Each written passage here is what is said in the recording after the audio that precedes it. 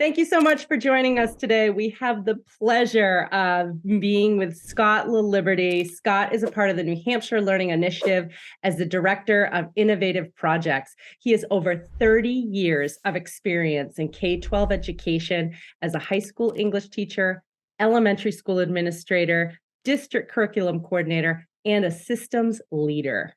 He is the former superintendent in Londonderry, New Hampshire, where he served for 8 years. He has worked extensively on a number of different innovative initiatives, including capacity to lead, interdisciplinary curriculum development, competency-based learning, and leadership development.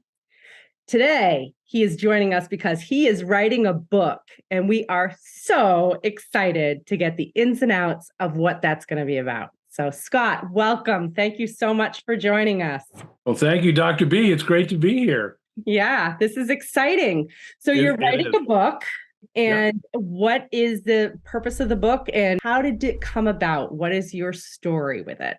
The book is called Building the Capacity to Lead. That's the working title. We're still about 6 months away from it coming out, so that it could still change, but that does give you a little bit of a flavor of what it's about. In essence, what I'm trying to do in the book is take a look at the process that we currently use for developing and supporting school leaders. Yeah. And trying to propose some different approaches and different thought processes that might make that a little more substantive. Such a needed area right now. So yeah.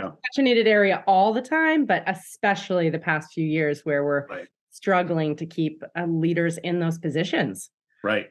Yeah, and I mean, that was part of how I arrived at this. This really is sort of the confluence of two different influences in my own life and my own experience. One was June of 2022 was when I stepped out and took early retirement from Londonderry after 32 years. I'd kind of hit the wall a little bit from, a professional, physical, mental, and emotional standpoint, and felt like I really wasn't matching up to what I expected of myself in the leadership role. So it was sort of that piece. And when I got out and had the opportunity to go work with the New Hampshire Learning Initiative, one of the things that I did was I started to research the whole process of burnout and the whole process of mental and emotional well-being for leaders. I didn't start to write a book. What I did was I tried to understand my own process. I tried to understand what I had been through. Those are the best books. Yeah, I hope so. But that was sort of what lit the fire for me and kind of gave me a new direction. Was the more that I dug into this and the more I started to understand what I had been through, the more I thought, boy, other people should know about this. Yeah, I wish I had known more about it. Yeah, so many people are experiencing it. Yeah. What do you feel like are the top areas as far as what people are struggling with in administration? What I've come upon in the book, actually, I'll back up a step. What brought about the organizational structure of the book was an experience that I had many, many years ago. Back in the late 80s, I played football at the University of New Hampshire. Mm-hmm. And I was a part of a pilot program back then for what was then called the Peak Performance Training Program, which was a very, in the late 80s, was a very unique, very novel approach. What they encouraged us to do is to broaden our scope of the variables that we looked at to train and prepare to play competitive sports. Yeah. So it was the first time really you saw, and now it's commonplace, but at that point we started to look at things like recovery and de-escalation. We started to look at visualization and that sort of thing. And so it broadened out the scope of what we would have normally considered as a part of a training program for sports. So to flash forward now, as I collected a lot of this information on the different things, different variables that impacted health and well-being for people in leadership roles, I kind of called back to that and thought that's the same type of mindset that we should be applying to leadership development. Absolutely is. Yeah. The recovery is huge, and people, we need to have, strategies and techniques around recovery. And so many people don't. They just say, oh, it's recovery, so I'm not going to do anything. And they don't realize that recovery takes almost as much work as performance and everything. And it has such a huge impact Huge. on how we perform day to day in our jobs and how effectively we can remain in them over the course of months and years. I think we mean well. I used to, I sort of joked about this with some of the groups I've worked with around with NHLI. I can remember walking around visiting schools as a superintendent, and I'd stick my head in classrooms and say hello. And I still remember one teacher in particular who came up to me and she put her hand on my shoulder and she said, "Scott, you look horrible.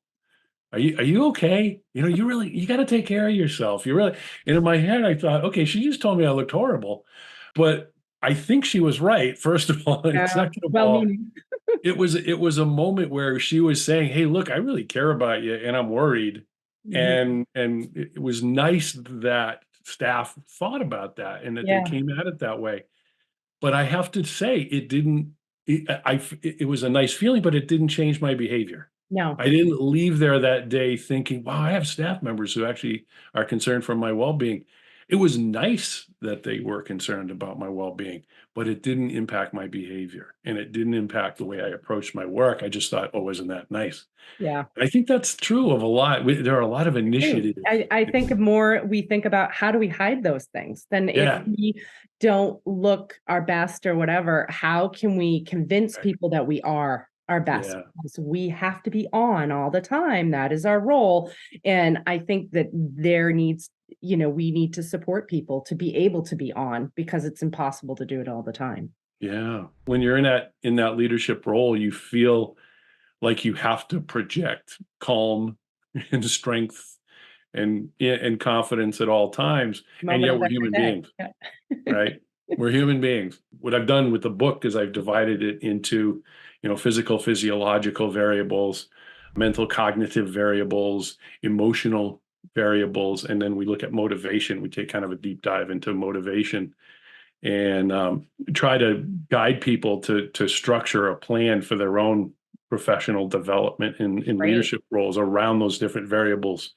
And one of the things that really spoke to me in that regard was we really feel. I'll own it. I won't say I'm not going to hide behind the we. I felt like I couldn't show outwardly that I was hurting and that I wasn't well, and that those because I felt like it was my job to set a tone for the district and for the organization that I worked in. And I think to a degree that's true, but I also think that was a mistake. It Yeah. was a lost opportunity to be able to send a message to our staff that it's not enough just to give Right. lip service to wellness It isn't, and I think it's such a hard concept because we all feel that way.